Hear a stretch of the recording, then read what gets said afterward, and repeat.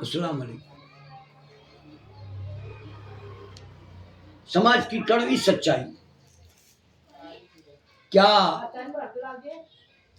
عورتوں کو پیر کی جوتیاں سمجھتے ہو؟ کیا عورتوں کو پیر کی جوتیاں سمجھتے ہو؟ اور دین اسلام میں کیا ٹوٹیاں سمجھتے ہو؟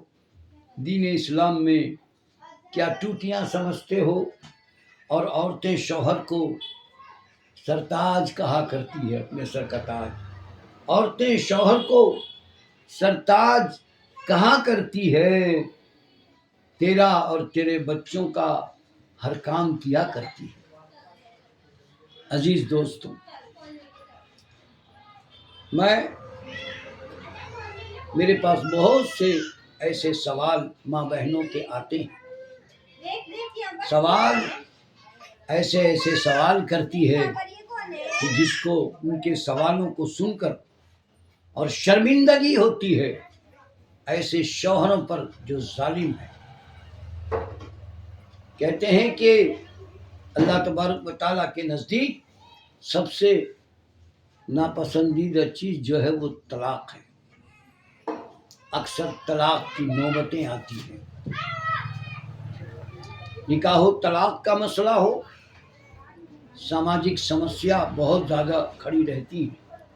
بعض عورتیں کہتی ہیں کہ میرا شوہر مجھ سے نکاح تو کر لیا، شادی تو کر لیا، مگر میرے نان نفقہ کا خیال نہیں کرتا، میرے خورد و نوش نان نفقہ یعنی روٹی کپڑا اور مکان جس کا خیال نہیں رکھتا.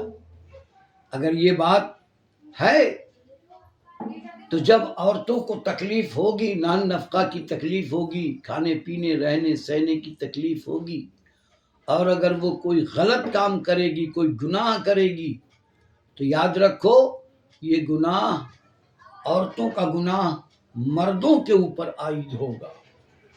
بعض دفعہ ایسی سمسیا آتی ہے، کئی لوگ مجھ سے سوال پوچھتے ہیں کہ میرے شوہر نہ مجھے طلاق دیتے ہیں، نہ مجھے خرچہ دیتے ہیں، نہ مجھے نان نفقہ دیتے ہیں، یوں ہی ہم کو رکھڑا دیا ہے، یوں ہی ہم کو پریشان کر ڈالا ہے. یاد رکھو کسی بھی عورتوں کو اس طرح پریشان کرنا بالکل جائز نہیں ہے. اور یاد رکھو ہر سمسیا کا سمادھان قرآن میں ہے. ہر سمسیا کا سمادھان، ہر مشکل، ہر پریشانی کا حل قرآن میں ہے. لیکن کئی لوگ دادا گیری سے نازک عورتوں کو، کمزور عورتوں کو، بے سہارا عورتوں کو تکلیف دیتے ہیں. یاد رکھو جب اللہ کی پکڑ سخت ہے، جب اللہ کی پکڑ آئے گی تو تمہارا کہیں ٹھکانہ نہیں ہوگا. اس لیے خبردار، اپنی عورتوں کو نازیبا تکلیف مت دو، ناحق تکلیف مت دو. اگر انہیں تکلیف دو گے تو رسول اکرم صلی اللہ تعالی وسلم کو تکلیف ہوگی.